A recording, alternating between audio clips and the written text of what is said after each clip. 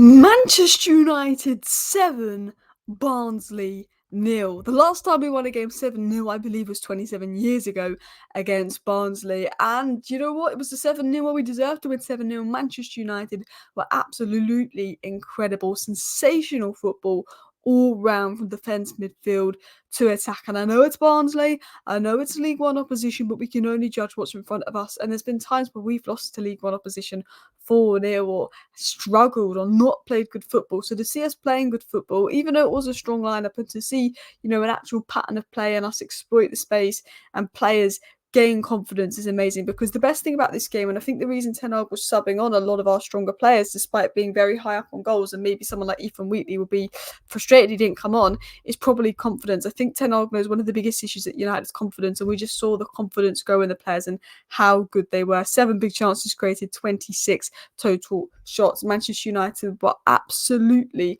unbelievable. 4.14 XG, 3.5 at half-time for the first time since the Southampton 9-0 win. And it reminded me of, when we were really good under Ollie and we were scoring goals for fun. It reminded me of that kind of game. It was so good to watch. And, so many positives. Agate doing his job well. Bruno Fernandes, Christian Eriksen.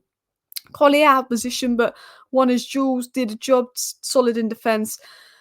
Baindy didn't really have much to do. I mean, the only downside was I think Harry Amos should have been on the bench, if I'm going to be totally honest. No injuries, everyone fresh, everyone performing well. But I want to talk about Rashford and Garnacho. I think they're the main two from today's game. They were both absolutely phenomenal. And I think the confidence that will bring. Garnacho's got 7 goal contributions in 2 starts this season. 7 goal contributions already this season. He's on track.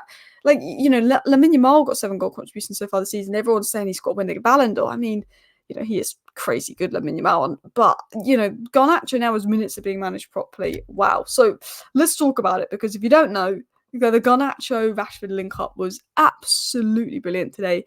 Rashford goal, Garnacho assist. I mean, Rashford technically... Was it Rashford that got the assist for the Antony penalty as well? If you want to count that, when Antony won the penalty, Garnacho goal, Rashford assist, Garnacho goal, and then Rashford goal, Garnacho assist. It was absolutely phenomenal football. And I think the thing with Barnes is they were leaving us space, and Rashford and Garnacho, if they're confident and sharp and you leave them space, there's probably no more dangerous duo in world football. They are 2 players that eat up space, but they're players of their confidence, they're players that need to be sharp. And you saw a sharp Garnacho, you saw a sharp Rashford playing with confidence. And I said, Marcus Rashford's a confidence player, and we'll talk about this. But this is what I tweeted.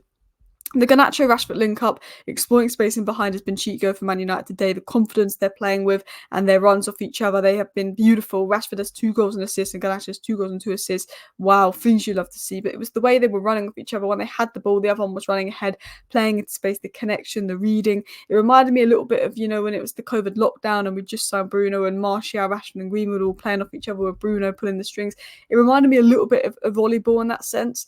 And it was just good to see football, good football and all of that. And I'm not going to lie, it's Barnsley. We need to see this in the Premier League against Crystal Palace, a more difficult opposition. But this was Man United football. This was the Man United way. And, Man City will smash teams 5-6-0 in the Carabao Cup. And, it gives them that confidence, and you get your numbers up and it makes you feel better. And I have to say, I think we saw some good patterns of play, some good link-ups, some good everything. But we're going to start with Rashford, because me, I back Rashford, and people have been frustrated with me at times saying, Alice, Rashford hasn't been good enough. Stop backing him, but I always back Rashford, and I'm going to talk about that in a minute why. I will admit that, there was times he should have been benched when he wasn't benched and he hadn't been good enough, but I thought he was phenomenal today. I thought he was phenomenal versus Southampton, and I thought he had a good pre-season despite a poor games earlier in the season.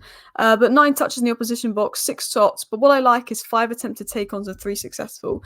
I think the last couple of games we've not seen Rashford try and take on his man. He's in a shadow of himself, so the confidence he got to take people on. 3 passes into final shot, 3 shots on targets, 2 ball recoveries, 2 goals, 1 assist. Was pretty much involved for the Antony penalty as well. Getting involved, he would have had a hat trick if he was allowed to take the penalty. But Casemiro said Antony should take the penalty for confidence, and Antony has now matched his goal tally for last season. But he was making things happen, taking people on, and that first goal from Rashford, the way he just dribbles around a few players and smashes it in the back of the net. That's a proper Rashford goal. And I think when Rashford is confident, he's one of the most lethal players in football. Rashford in Ten Hag's first season got over 40 goal contributions. Vinicius Jr. playing for a much better team, got 34 goal contributions last season and is the favourite to win the Ballon d'Or. That tells you everything about how lethal Marcus Rashford is. When he is confident and he is in form, Marcus Rashford is like Mbappe level. It's crazy, but he's just inconsistent, and that's the problem. When you play for a club like United, you need to be more consistent. But if you look at this, and this is why I rate Rashford and I believe in him, 210 goal contributions for Man United at age 26 in our worst ever era. Like under Fergie, his numbers would have been a lot better. Fifth player to score in 10 separate seasons, 12th highest goal scorer in history. Needs 2 more assists to enter the top 5 for United, all at the age of 26, and then he got those 2 more assists later on today. Phenomenal stuff. But I want to talk about Garnacho, because Garnacho I thought had a better game than Rashford. The ball from Garnacho to Rashford was phenomenal. His all-round play is passing. We haven't seen Garnacho start on the left wing for a very long time, and I think there was times where he looked better on the right, but I think that him going on the right allowed him to simplify his game. I think he is naturally a left winger because how direct he is, how he likes to cut in and score. We saw that today. But it's good to have a player like Garnacho that can play on the left, you can play on the right. We've got Ahmad and Rashford to start on the wings, Xerxes in the middle, but Garnacho can come on any wing, wherever you want. He can make an impact. He can even come on for Xerxes and Rashford move to the middle if you wanted, or Højlund, if Højlund's playing. But he's so direct, he always makes an impact, and he was phenomenal. And I said this, Ten Hag's managed Garnacho perfectly this season with 7 goal contributions in just 2 starts. He looks fresh and sharp every time he's been subbed on, consistently making an impact with his energy and sharpness. Last season he was overworked. Now we're seeing how good a fully fresh Garnacho can be. And Garnacho was a bit inconsistent last season. Sometimes he was really good, sometimes he didn't have great games. But Garnacho, I believe, started 36 games in a row, was pretty much playing 90 minutes in all of those games because of the injuries and the form of the other attackers. That he was ran to the ground, and you could see this guy was exhausted and drained. Ten Hag's now managing Garnacho's minutes properly, and you can see how fresh he is, you can see how sharp he is, you can see how good he is, and that's what you love to see. Today he was unbelievable, not just the 2 goals and assists, but 3 chances created, 3 shots, almost got a hat-trick, touches in opposition's box, playing passes, but it's the runs he was making in behind, exploiting space, constantly threatening, constantly trying to get on the ball, and the confidence that it will give him was unreal. I do want to move away from the attack and just talk about a few other things. I thought this was a good tweet by Alan United. Agate is doing his job quite well, his jewels and the dirty work to give Casemiro and Eriksen time and space to attack. I thought that Agate did his job so well that I think it did give United a bit more freedom on the ball. So I'm excited to see how he will do with the likes of Kobe and Bruno. I think the turn he made, turning and using his strength under pressure, was good. Didn't give the ball away, showed some real strength. But I think he won back the ball, I think, for Eriksen's for Garnacho's last goal that Eriksen assisted. And he was just showing that monster mentality, winning back the ball. There was times where he was maybe a little bit too aggressive, giving away a few fouls, and that's something that he may need to work on. But he looks like a solid player and more minutes under his belt. Eriksen, I'm going to tell you this now, Eriksen is a number 10. Eriksen, we play as a number 8 because we've got Bruno, and Eriksen as a number 8 against a highly intense Premier League side is going to struggle. Absolutely. But Eriksen as a number 10 in a slower game, when he's allowed to dictate play, will be unbelievable. We saw it with Juan Mata, who was a bit of a slower player towards the end of his United career, and we'd move him from the right wing into the 10 role because we used to play him as a right wing for some reason. And we'd see Mata in the 10 role, how good he would be in those slower games. And you can see Eriksen in the 10 role, how good he would be in those slower games. David Silva done it right at the end of his career as well. Those kind of players, and you just see how good Eriksen is in the 10 role, in a slow game where he can really exploit space and control the game and dictate tempo, is brilliant. I would rather see Eriksen as a Bruno replacement than a Colby replacement, because I do think he's better as a 10, but you can only replace Bruno for him if you know the game's going to be slow and we're going to have the ball and we're going to have to break them down, and that's not many games in the Premier League.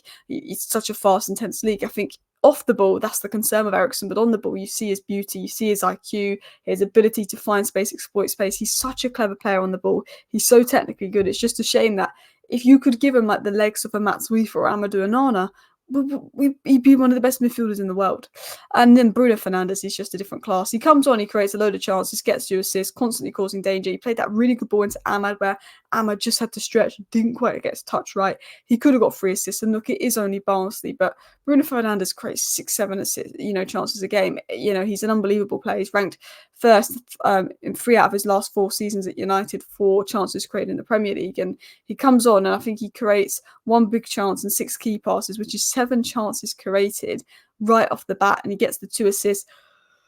Could have got 3 with the Ahmad. It just shows what a good player he was. And I don't like that Ten Hag was necessarily subbing on our strongest players. I don't like that. I think you've got to rest them. And at the same time, I think Ten Hag was saying this is an opportunity to get them used to playing the system, get them know my system, get, you know, confidence in them. And I think that's what today's about. And I think, if anything, today it's the 7 goals. Enjoy that, but it's the confidence we can take into the Crystal Palace game to hopefully kickstart season. Guys, please do hit that like button. Of course, subscribe down below if you're new. Let me know your thoughts on the match. Thank you for watching. Bye.